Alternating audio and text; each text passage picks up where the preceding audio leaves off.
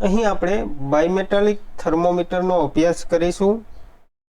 તેમાં જોશું thermal expansion of solid, કે કોઈ પણ સોલિડ બોડી હોય તેનું થર્મલ એક્સપાન્શન કેવી રીતે થતું હોય છે। કોઈ પણ પદાર્થમાં એબ્સોલ્યુટ ઝીરો ટેમ્પરેચરે તેમાં રહેલા એટોમ્સ અને મોલેક્યુલ્સની કાઇનેટિક એનર્જી ઝીરો હોય છે, તે આપણે આગળ જોયું। કાઇનેટિક એનર્જી એટલે ગતિ ઉર્જા।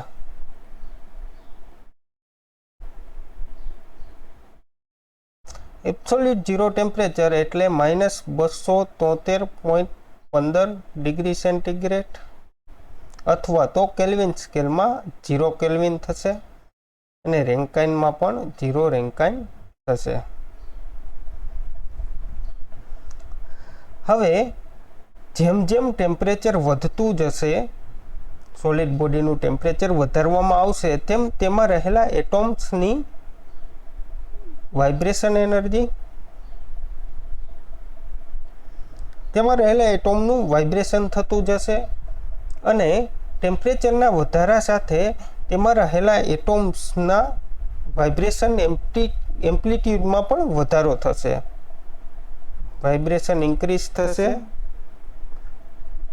ટેમ્પરેચરના વધારા સાથે। વાઇબ્રેશનલ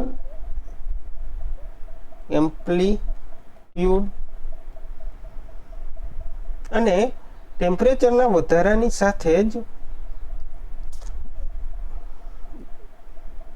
બે એટોમ વચ્ચે રહેલા એવરેજ ડિસ્ટન્સમાં પણ વધારો થશે। એટલે કે ટેમ્પરેચર ઇન્ક્રીઝ થશે તેમ તેમાં એવરેજ ડિસ્ટન્સ બિટવીન એટોમ્સ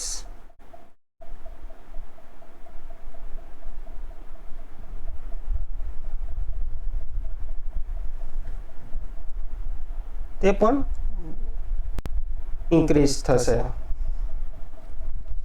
હવે આપણે જોયું કે કોઈ પણ સોલિડ બોડીમાં ટેમ્પરેચર વધારતા તેમાં રહેલા એટોમ્સનું વાઇબ્રેશનલ એમ્પ્લિટ્યુડ વધે છે અને બે એટોમ્સ વચ્ચેની એવરેજ ડિસ્ટન્સમાં પણ વધારો થાય છે, જેના કારણે સોલિડ બોડીનું એક્સપાન્શન એટલે કે સોલિડ બોડી છે તે વિસ્તરણ પામે છે। ધારો કે અહીંયા આપણે ઉદાહરણ તરીકે કોઈ સળિયો લઈએ કે જેની લંબાઈ L છે।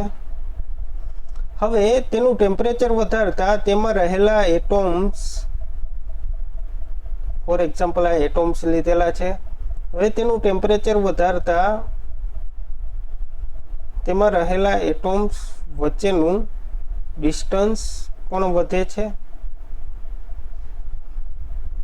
અને તેનું વાઇબ્રેશનલ એમ્પ્લિટ્યુડ પણ વધે છે। હવે અહીં લંબાઈમાં થતો વધારો ડેલ્ટા L આપણે લઈ શકીએ। હવે અહીં આપણે ધારો કે કોઈ પણ સોલિડ બોડીની લંબાઈ L છે અને તેની લંબાઈમાં થતો વધારો ડેલ્ટા L છે।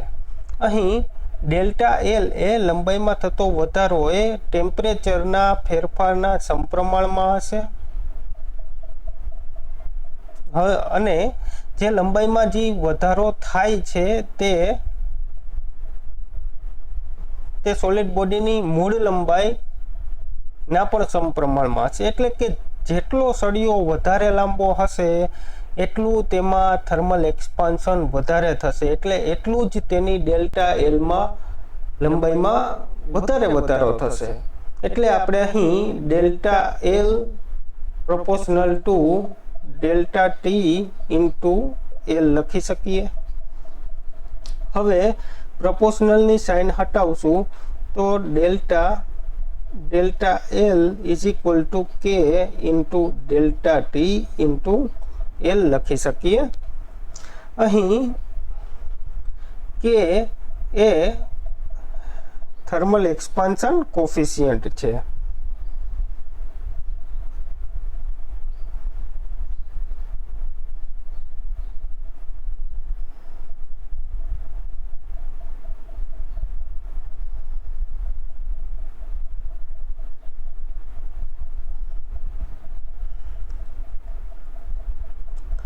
હવે આપણે બાયમેટાલિક થર્મોમીટર એ થર્મલ એક્સપાન્શન ઓફ સોલિડના કાર્ય સિદ્ધાંત ઉપર કાર્ય કરે છે, તે આપણે ઇન ડિટેલ આગળ જોઈએ.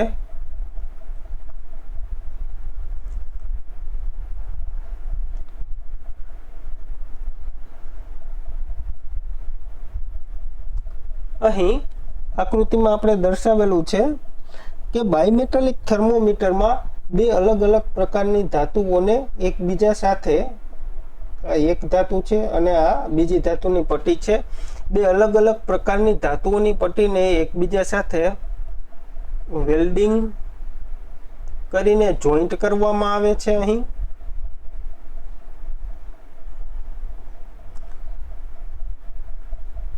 મેટલ તરીકે આપણે બ્રાસ,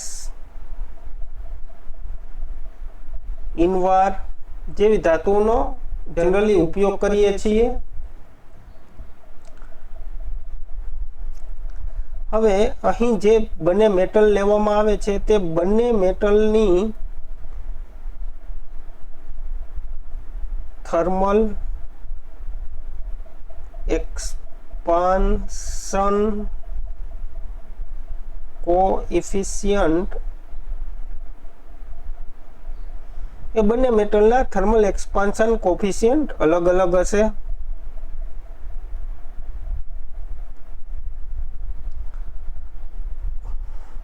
હવે જ્યારે આ ધાતુની પટ્ટીને બંને બાયમેટાલિક સ્ટ્રીપ એટલે બે મેટલને જોઈન્ટ કરીને જે સ્ટ્રીપ બનાવવામાં આવે છે તેને બાયમેટલ સ્ટ્રીપ કહેવામાં આવે છે. હવે આ બાયમેટલ સ્ટ્રીપને હું અહીંથી ગરમ કરીશ તો બાયમેટલ સ્ટ્રીપ એ જે મેટલનો થર્મલ એક્સપાન્શન કોએફિશિયન્ટ લો હશે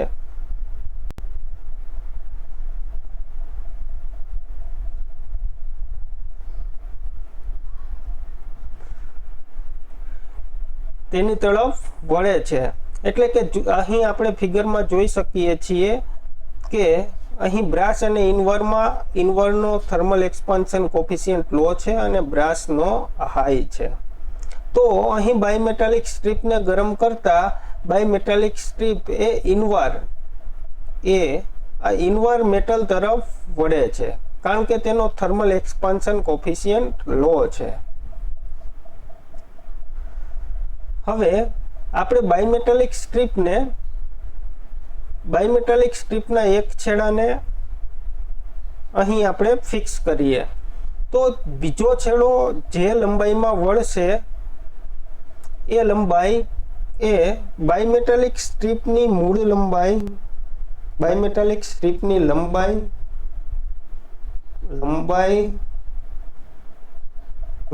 વર્ગ અને જે ટેમ્પરેચરમાં ફેરફાર થાય છે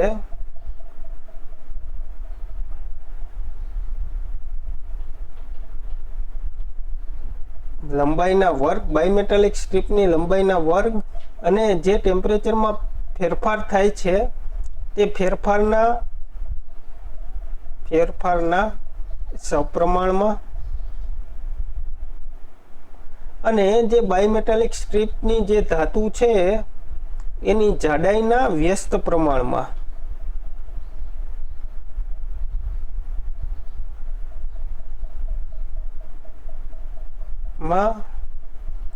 હોય છે. એટલે કે જો બાયમેટાલિક સ્ટ્રીપનો એક છેડો ફિક્સ કરવામાં આવે અને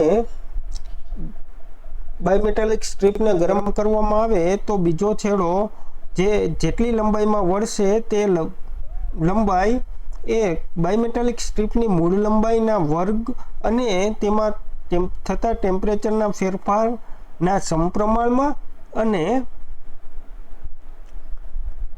બાયમેટાલિક સ્ટ્રીપની જાડાઈના વ્યસ્ત પ્રમાણમાં હોય છે.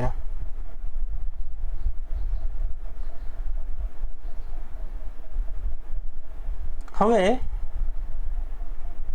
આપણે જોશું અહીં સ્પાઇરલ બાયમેટાલિક એલિમેન્ટ. તે પહેલા આપણે થોડું ફિગરમાં જોઈ લઈએ. અહીં આપણે ફિગરમાં જોવા માટે અહીં ફિગરમાં જોઈ શકીએ છીએ કે બાયમેટાલિક એલિમેન્ટ ફાસ્ટેનેડ ટુ કેસ, એટલે કે બાયમેટાલિક સ્ટ્રીપ છે તેનો એક છેડો અહીં ફિક્સ કરેલો છે અને બીજો છેડો એ અહીં ધરી સાથે જોઈન્ટ કરેલો છે અને ધરી સાથે પોઇન્ટર જોઈન્ટ કરેલું છે. આને મિત્રો પોઇન્ટર કહીએ છીએ. અને અહીં આપણે ડાયલમાં જે કેલિબ્રેટેડ સ્કેલ છે આને આપણે કેલિબ્રેટેડ સ્કેલ કહીએ છીએ અને કેલિબ્રેટેડ સ્કેલ ઉપર ટેમ્પરેચર સ્કેલ ગ્રેજ્યુએટ કરેલી હોય છે કે જેના ઉપર પોઇન્ટર ફરે છે અને આપણે ટેમ્પરેચર મેઝર કરી શકીએ છીએ. અહીં આપણે પોઇન્ટર ફરશે અહીંયાથી અહીંયા સુધી ડાયલની સાઇઝ પ્રમાણે અને ટેમ્પરેચર મેઝર કરીશું. હવે અહીં આપણે આ કેસમાં બાયમેટાલિક સ્ટ્રીપની મૂવમેન્ટનો ઉપયોગ બાયમેટાલિક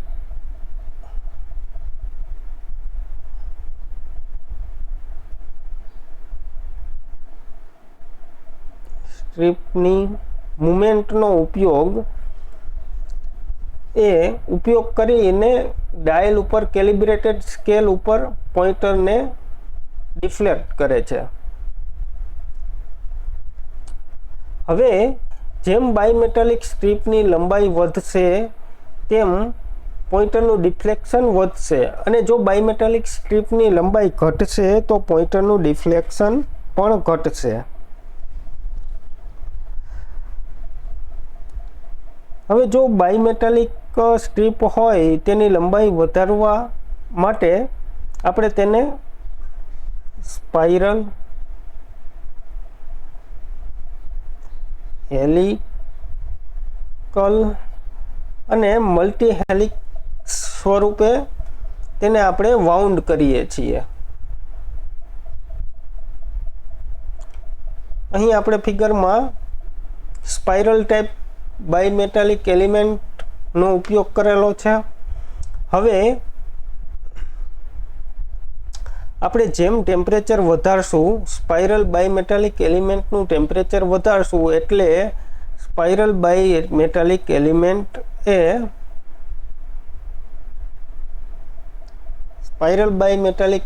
એ ટાઈટ થશે. હવે જે ટાઈટ થશે એના લીધે જે બીજો છેડો ધરી પર જોડાયેલો છે તે ધરીને ક્લોકવાઇઝ ડાયરેક્શનમાં ફેરવશે. આ ધરી છે. હવે ધરી ક્લોકવાઇઝ ડાયરેક્શનમાં ફરશે એટલે જે પોઇન્ટર છે પોઇન્ટરનું ડિફ્લેક્શન થશે કેલિબ્રેટેડ સ્કેલ ઉપર અને આપણે અહીં ટેમ્પરેચર ઇન્ડિકેટ થશે.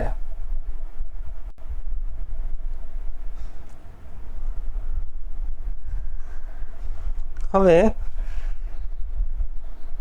એક પોઈન્ટ જોઈ લઈએ. સ્પાઇરલ ટેપ બાયમેટાલિક એલિમેન્ટનો ઉપયોગ જનરલી ઘરો અને ઓફિસોના વાતાવરણના ટેમ્પરેચર મેઝર કરવા થતો હોય છે. હવે અહીં આપણે હેલિકલ બાયમેટાલિક એલિમેન્ટ જોશું. હેલિકલ બાયમેટાલિક એલિમેન્ટનો ઉપયોગ જનરલી ઇન્ડસ્ટ્રીમાં ટેમ્પરેચર મેઝર કરવા માટે થતો હોય છે. અહીં આપણે ઇન્ડસ્ટ્રીયલ હેલિકલ બાયમેટાલિક થર્મોમીટર છે જે તમને ફિગરમાં બહારનો વ્યૂ છે. તે જનરલી પ્રોસેસ પ્લાન્ટમાં, ઇન્ડસ્ટ્રીમાં પાઇપમાં થર્મોવેલ સાથે લગાવવામાં આવે છે અને અહીં બાયમેટાલિક એલિમેન્ટનો ક્રોસ સેક્શનલ વ્યૂ છે. જનરલી હેલિકલ ટાઈપ બાયમેટાલિક એલિમેન્ટનો ઉપયોગ ઇન્ડસ્ટ્રીમાં ટેમ્પરેચર મેઝર કરવા માટે થતો હોય છે. અહીં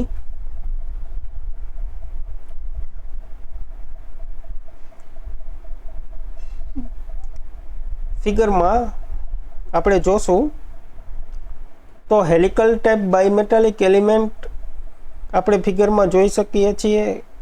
બાયમેટાલિક એલિમેન્ટને હેલિકલ ટાઈપ રીતે વાઉન્ડ કરેલું હોય છે. તેનો એક છેડો કાયમ માટે બાયમેટાલિક એલિમેન્ટના કેસિંગ સાથે ફિક્સ કરેલો હોય છે અને જે આ છે તેને સ્ટેમ કહીએ છીએ આપણે, એલિમેન્ટનો સ્ટેમ. તેમાં વીંટળાયેલો હોય છે હેલિકલ બાયમેટાલિક એલિમેન્ટ અને એનો એક છેડો કેસિંગ સાથે ફિટ કરેલો હોય છે અને બીજો છેડો એ શાફ્ટ સાથે અહીં આપણે જોઈ શકીએ છીએ ફિક્સ કરેલો હોય છે. હવે શાફ્ટ છે તે પોઇન્ટર સાથે જોડાયેલો હોય છે અને આ ડાયલ છે, અહીં આપણે જોઈ શકીએ છીએ.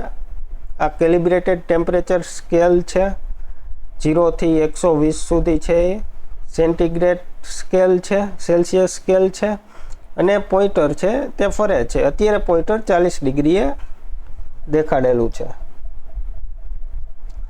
હવે સ્ટેમની આજુબાજુનું ટેમ્પરેચર છે તે ચેન્જ થશે એટલે હેલિકલ કોઇલ એ ટાઈટ થશે અથવા તો ખુલશે.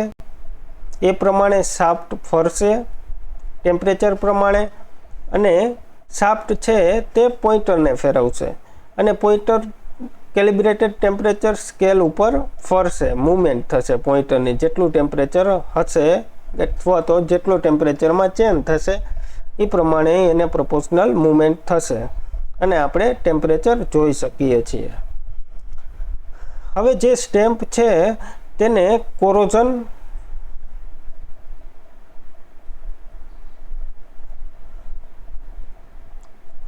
અથવા તો તૂટી જવાનું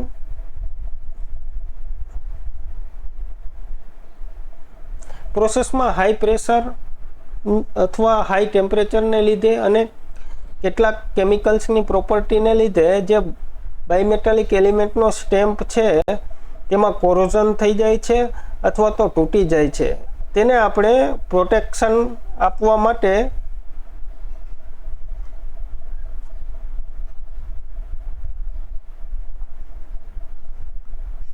ઇન્ડસ્ટ્રીમાં થર્મોવેલનો યુઝ થાય છે. થર્મોવેલ એ બ્રાસ, સ્ટીલ અથવા તો સ્ટેનલેસ સ્ટીલ એસેસની બનેલી હોય છે અને તેને જે તે લોકેશને જ્યાં ટેમ્પરેચર માપવાનું હોય છે ત્યાં પહેલાં ધારો કે પાઇપ ઇન્ડસ્ટ્રીમાં પાઇપ છે તેનું અહીંથી આપણે ટેમ્પરેચર મેજર કરીએ છીએ, જે ફ્લુઇડ જાય છે તેનું, તો પહેલાં આપણે આ થર્મોવેલ લગાવશું અને થર્મોવેલની અંદર બાયમેટાલિક એલિમેન્ટનો સ્ટેમ્પ રાખશું એટલે તેમાં કોરોઝન અથવા તૂટી જવાની પ્રોબેબિલિટી ઘટી જશે. બાયમેટાલિક એલિમેન્ટની ટેમ્પરેચર રેન્જ એ -75 થી 540 ડિગ્રી સુધી ટેમ્પરેચર મેજર કરી શકે છે. થેન્ક યુ મિત્રો.